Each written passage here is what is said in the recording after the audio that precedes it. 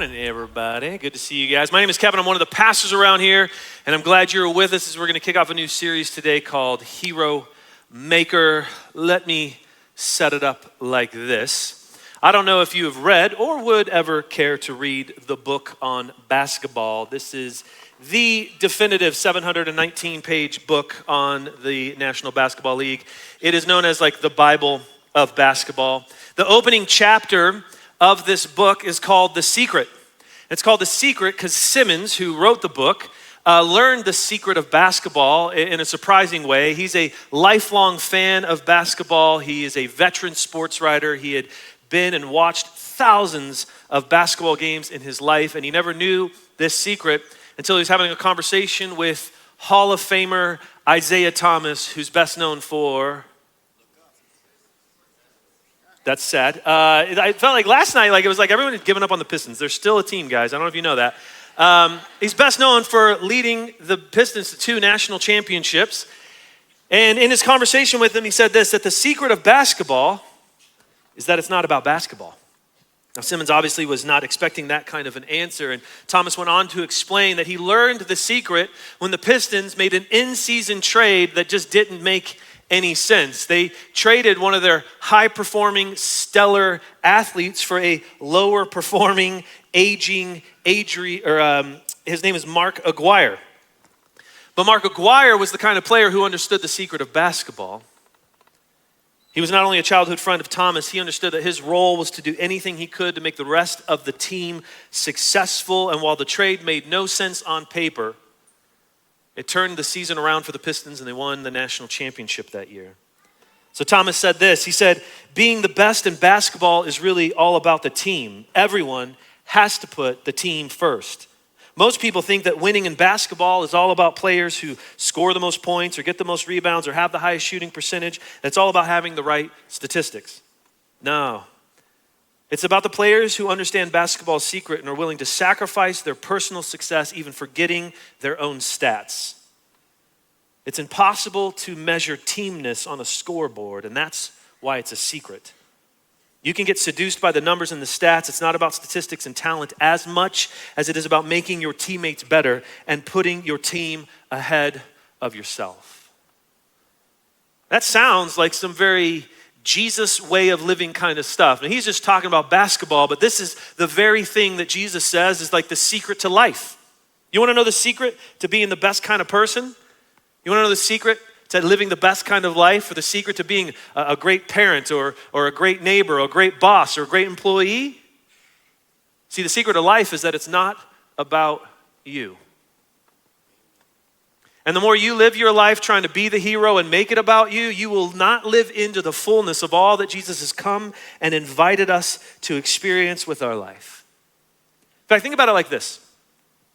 Think of all that Jesus is known for, all that he has accomplished. And I want you to hear these words. John, one of his disciples, quotes Jesus saying this in John chapter 14. Jesus said this, "Very truly I tell you, whoever believes in me will do the works I've been doing, and they will do even greater things than these, because I am going to the Father."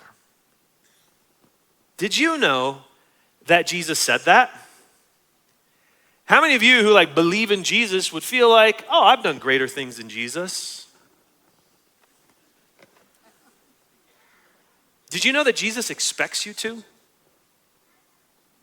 That Jesus becomes the hero in your story so that you don't have to try to be the hero in this life and in your life and in your accomplishments, so that you can become a hero maker of other people, so that your life, through what he's done in you, can be oriented towards other people. But the problem for most of us is we've been raised in this American culture and discipled in a highly individualistic way to think that we got to be the hero. We got to have it, experience it, we got to have it in our way. And unfortunately, in doing so, we miss the real power and effectiveness and fulfillment of what Jesus calls us to be. And it's not the hero, but rather a hero maker. Let me illustrate this in a slightly different way. On this very same topic of hero making, we were at a conference and they were challenging us pastors. And they showed this video I want to show you, mostly because it's kind of nerdy and cool, but watch this. I'm Jim Kruger. I create heroes for a living. I was the former creative director of Marvel Comics. I've seen ideas that I've worked on in movie theaters and film. I pretty much live, eat, and breathe heroes every single day. For me, if I'm going to create a hero, they didn't start as a hero. Because almost the tyranny of story is that if a person is going to be a hero at the end, they can't begin that way at the beginning.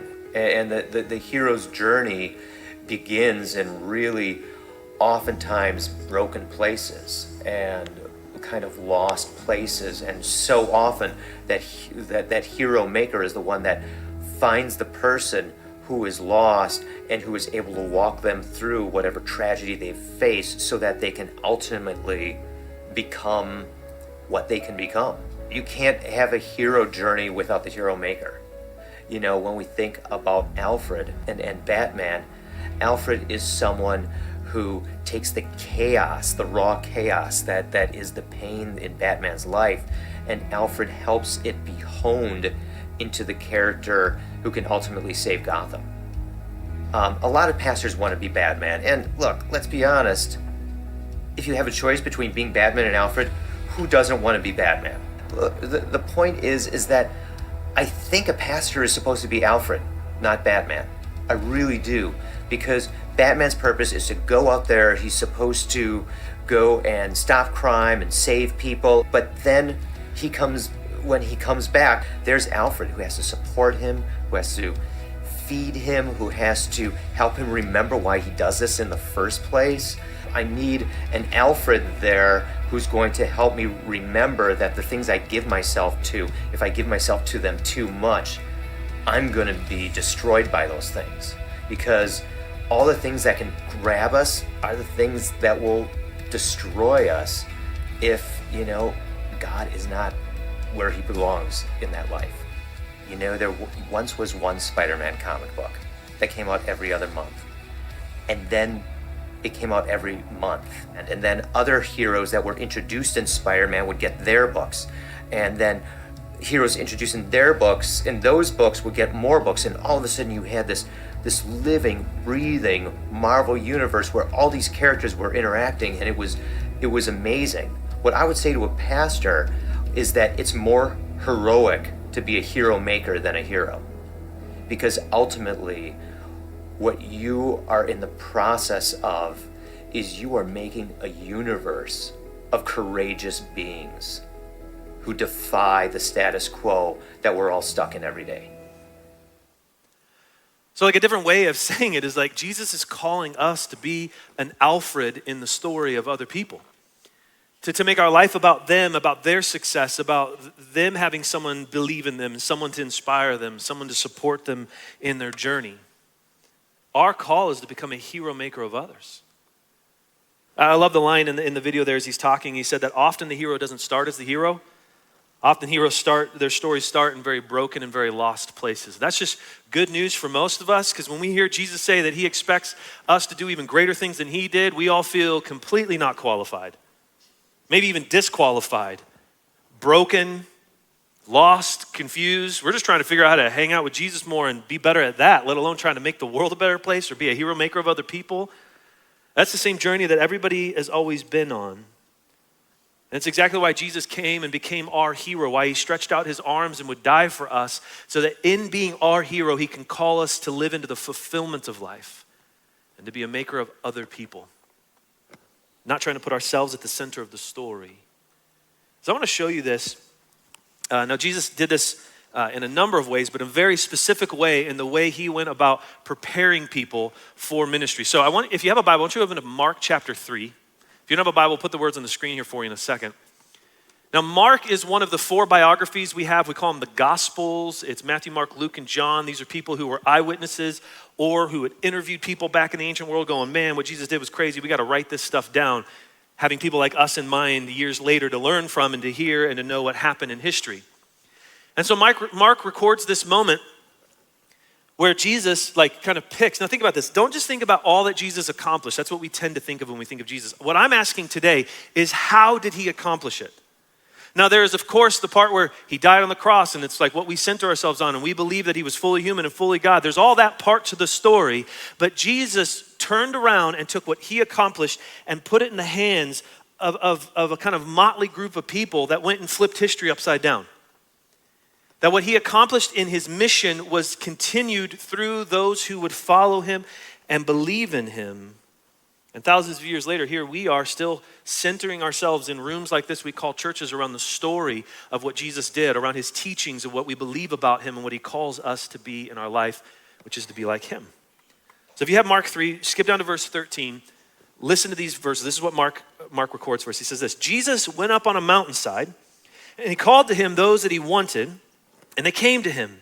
He appointed the 12 that they might be with him, and that he might send them out to preach and to have authority to drive out demons. Now that is the exact kind of verse that many of you have read and moved right on. It's the exact kind of like couple of verses that are really easy to like gloss over because it just sounds like information. Jesus called a very specific group of people to come hang out with him. In fact, it says that he called the ones that he wanted. He called them, he appointed them, he was pointing them in a direction that they did not expect in their life to become something they didn't think they could become. He was going to be with them and hang out with them, and then he was going to send them to do something. There's a very intentional process that Jesus had, and it's part of how he flipped history upside down. And so I want to walk just through these simple 3 verses, draw out kind of the 3 main things we see Jesus doing, and they become principles for us if he expects us to do greater things than him. To be a hero maker of other people, we have to do these very same things. So the first thing we see Jesus doing is that he calls out the potential that he sees in people. He's calling out the potential of this first group of people that will be his followers, that will become the early church fathers, that will lead and direct the church and the movement on the other side of him being here. And he's going to spend time with them and hang out with them. In fact, he sets an expectation that they will become apostles. That's not one of them in their like 5-year goals or career development plan were like, someday I want to be an apostle. So he calls out the potential in them to become that which they just don't see in themselves. Now, Jesus did this in some of the other gospels, the biographies. We get more details when he specifically would call some of them to hang out with them. There's more to learn from those. If you jump back to Matthew chapter 4, here's him selecting 2 of the early disciples. Matthew chapter 4, verse 18, it says this: as Jesus was walking beside the Sea of Galilee, he saw 2 brothers, Simon called Peter and his brother Andrew. They were casting a net into the lake, for they were fishermen. Come and follow me, Jesus said, and I will send you out to fish for people. At once they left their nets and they followed him. Now when we read this, culturally, makes 0 sense. Not with me? This week, pretend like you're hanging out with your kid or your nephew in a boat and some stranger on the shore says, hey kid, come hang out with me. You would call the cops, right? That's creepy behavior. That doesn't make any sense. And it still didn't even make sense. Like you kind of know me. If after this service, I was talking to you on the field and I was like, hey, I see a lot of potential in you. I want you tomorrow, go quit your job and come follow me. You would probably say something not appropriate for church. I don't know what you'd say, but that would just be weird. That's weird. So culturally, the significance of this moment, like sometimes when we read it, we're like, Jesus must have been a superhero, had this like hypnotic power because he just like made random people he'd never met follow him. But what gets lost on us is understanding first who Jesus was. At this moment in history, Jesus is not this famous person claiming to be the Messiah. Jesus is a rabbi. A rabbi is a teacher of the law, and a rabbi was the pinnacle of the Jewish education system and their culture. Anyone growing up wanted to be a rabbi. So he's a celebrity in his own right simply because of the role he has as an authority in their culture, as a teacher of God's law. I know we don't have like equivalent to that, so it feels lost on us. But Jesus is a rabbi, and then he's speaking. He calls out to these 2 young men who are fishing. Now, this is really, really important to understand. They're not fishing because it's their hobby on the weekend. They are fishing because they are apprenticing in the family business. They're fishermen. This is their living. Now, these disciples at this time are probably in their mid-teen years. This is also lost on us because we just don't expect what they expect of like a 15-year-old back then. All right, when you were 15, you were well past your bar mitzvah. You were a man, and you are apprenticing in the family business, and you had responsibilities. It wasn't just about like Fortnite and like get your homework done. All right, they had a very different expectation for what it was to be a teenager back then. You became an adult much earlier. But the reason that they're apprenticing in the family business is because at this point in their life, they are rejected by the educational system. Every Jewish kid grew up learning the same kind of things in the early formative years, but only the best of the best would be able to advance on to the later and especially the more teenage year versions of teaching. At this point, you are either following a rabbi, because that rabbi thinks you can become like them, or you're apprenticing in the family business. Those are the two career paths you have. And the reason they're apprenticing is because they are a reject of the education system. They were not good enough. And when you understand all of that, you kind of go, oh, that's why when they saw a rabbi, they didn't know who Jesus was claiming to be. They're just like, oh, I'll follow a rabbi. That's a way cooler thing. Like that's like the value system culturally. And so Jesus calls out to these two working class guys who had been overlooked by their culture, overlooked by opportunities, and he promotes them. Like Jesus promoted people you and I would not even hire. And then he spends the next 3 years developing the potential within them to train them and equip them and unleash them to go flip history upside down. When you read through the stories, Jesus did not pick the most qualified. He didn't pick like people who were like the stud standouts in their culture. And when you read through the stories, these guys were all kind of a group of knuckleheads. They never really understood what was going on. And they always wanted to make it about them. There'd be times where Jesus is like telling them like, hey, I'm going to die on a cross and it's going to be terrible. And they're like, hey, when you get to heaven, can I sit at your right hand? And he's like, you what? Like you missed the point. They missed the point over and over again. But it was at Jesus' death and then after his resurrection that something within them changed and everything Jesus had been preparing them for, against all odds, these guys changed history. In fact, if you turn to Acts chapter 4, Acts is a great book because it's one of the first books on church history. It tells us how the people, in response to what Jesus did, were organizing the movement of the church. Listen to this statement about these early church leaders. Acts chapter 4, verse 13, it said, when they saw the courage of Peter and John and realized that they were unschooled, ordinary men, not exactly what any of us would like to be known for in history, they were astonished and they took note that these men had been with Jesus. That's really good news. That if Jesus has an expectation that we'll do greater things, it means he has a bigger dream for your life than you do. But if we're honest, all of us don't feel prepared for that or qualified for that. We don't see within us what Jesus sees us capable of. Empowered by his Spirit, he believes some really big things about what you are capable of doing for this world, to look like him and act like him and change the world through him. And what's great is it doesn't matter how schooled you are, educated you are, what kind of family you came from, it doesn't matter how ordinary or average you might feel, Jesus sees you as something more than you do. Now that is good news for us, but that is also what we are to become for other people. That if Jesus was seeing the potential and calling it out in others, you and I must do the same. So here's a simple way to do that. It's these simple 4 letters that you can remember. I see in you. What Jesus was doing in these moments of their life was saying, I see in you potential that you don't see. And I bet every one of us have a story or two in our life of people who saw something in us and they said it.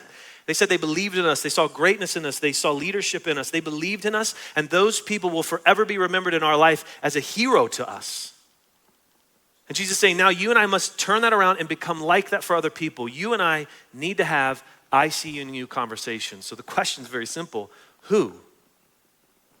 Who has God put today in your sphere of influence that need to hear the potential that you see in them?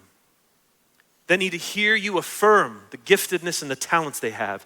They need to hear you believe in them. That's the beginning of the Heromaker journey. Here's the second thing we see Jesus do in Mark chapter 3. Is that Jesus invested time in a few. Jesus didn't just land on earth and try to change the whole thing at once. He had a very intentional process. And he was way slower than you and I are comfortable with. And you'll find that to be true in your own spiritual journey. He'll call you to live into times of patience, not to be idle, but to grow in your trust of who he is. He does the same thing with these guys. He saw something in them. and he had an expectation for them to become an apostle, but he was going to spend the time in preparation to get them there and take them on a 30-year journey where he just lived life with them. In fact, there was some research done that just went through every one of the gospel accounts and stories that are told in Matthew, Mark, Luke, and John, and tried to just go like a time assessment. What was Jesus spending his time doing? 73% of Jesus' times in the stories of the Bible that we have were spent with the 12. The vast majority of his time was spent just pouring into those 12 to prepare them for what was ahead. Remember, the ones that he selected, one of them he knew would betray him. And yet he still invested in them. Spent the time to love and develop and to train them for 3 years, knowing that they would all struggle, they would all have issues. One would totally fall off the wayside, but on the other side of his death and resurrection would be unleashed to take this message of Jesus and change the world. That was his plan. It was intentional, it was methodical. In fact, if we go back to John chapter 14, when he says that we'll do greater works, I love the opening line of that verse when Jesus is teaching. He says, anyone who believes in me will do greater works, like plural. Jesus was such a great example for the disciples then and for you and I now of how to do the inner work of our spiritual formation and the outer work of what we're equipped and called to do in ministering to other people. Jesus demonstrated how to overcome temptation, how to be disciplined in our spiritual practices, how to handle the critics that we will all have in our life. He also demonstrated how to minister to the sick. He demonstrated how to confront the religious arrogance. And if we're going to be the hero makers that Jesus calls us to be, we have to remember that he didn't call people to do as he said. He called them to do as he did. And we must do the very things that Jesus was doing. Eric Willoughby once said this, that leaders demonstrate.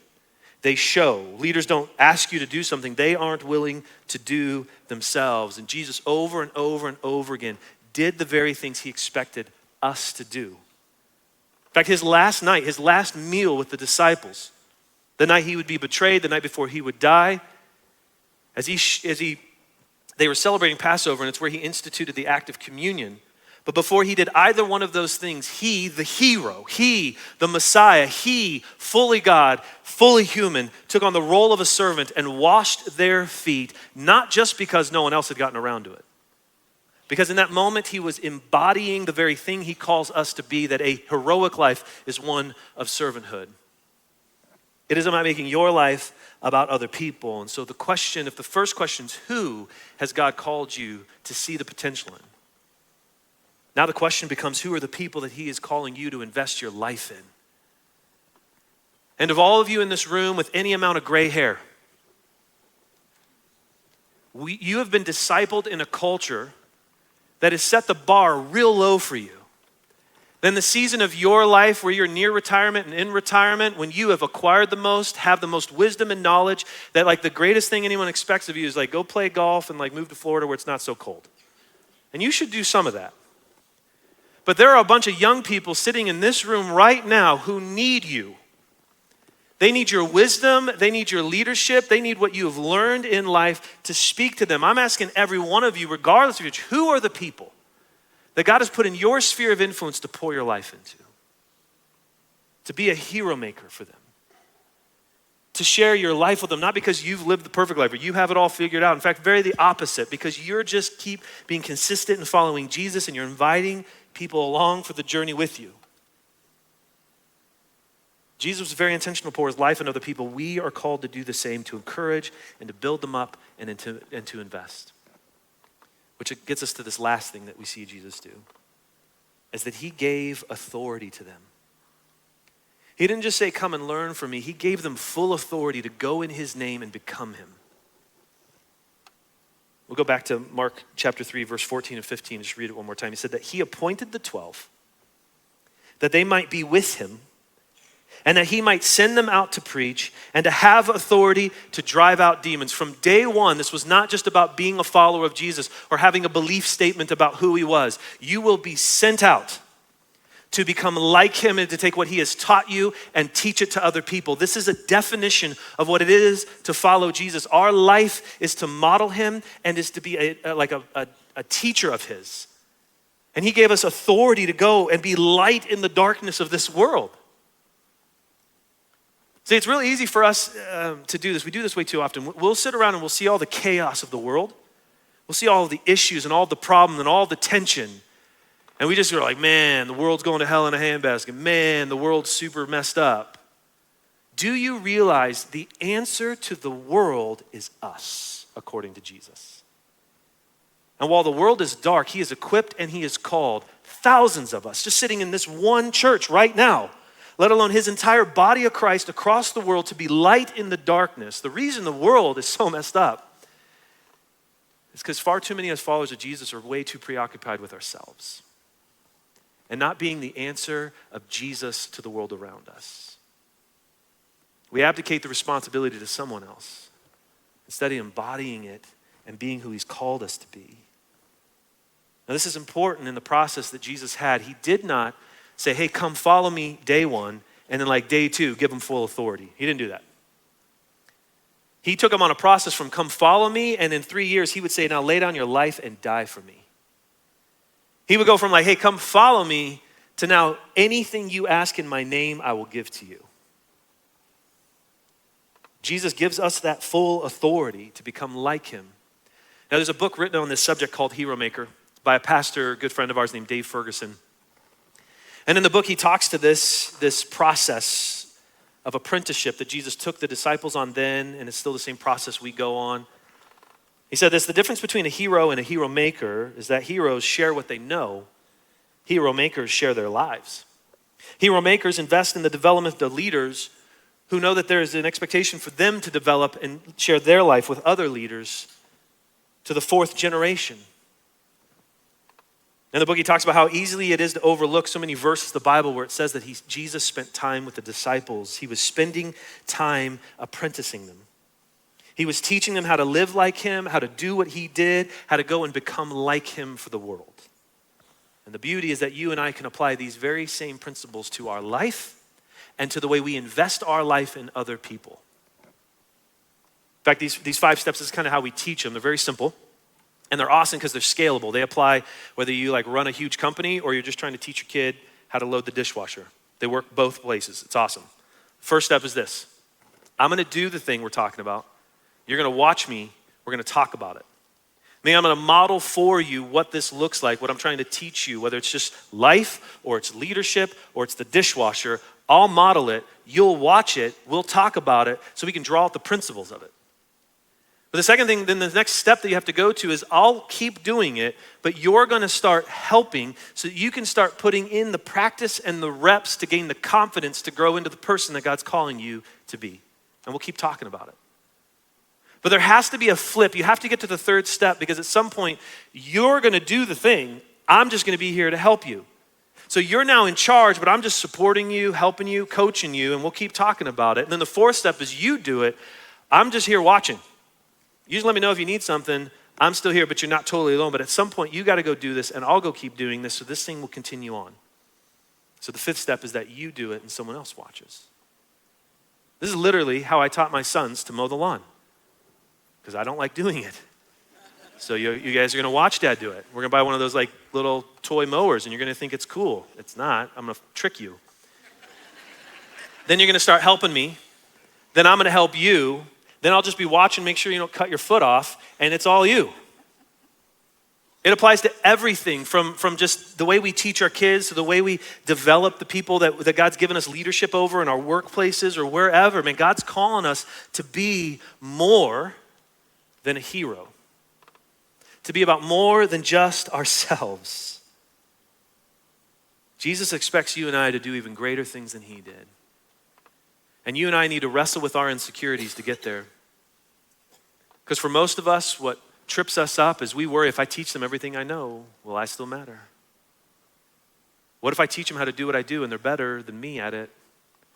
And those kind of insecurities of not knowing who your hero is and all that he's said about you keep us from being kingdom-minded people. The question for you then is, what do you need to let go of? What are you holding on to that you need to give away? What wisdom and experiences do you need to pour into other people and allow them to learn from and run with?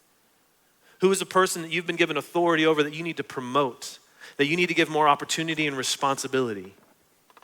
How do you become a hero maker? It's through learning to mobilize and multiply your leadership. And it's about being reminded that Jesus expects this from us. Let me just read John 14 one more time to you.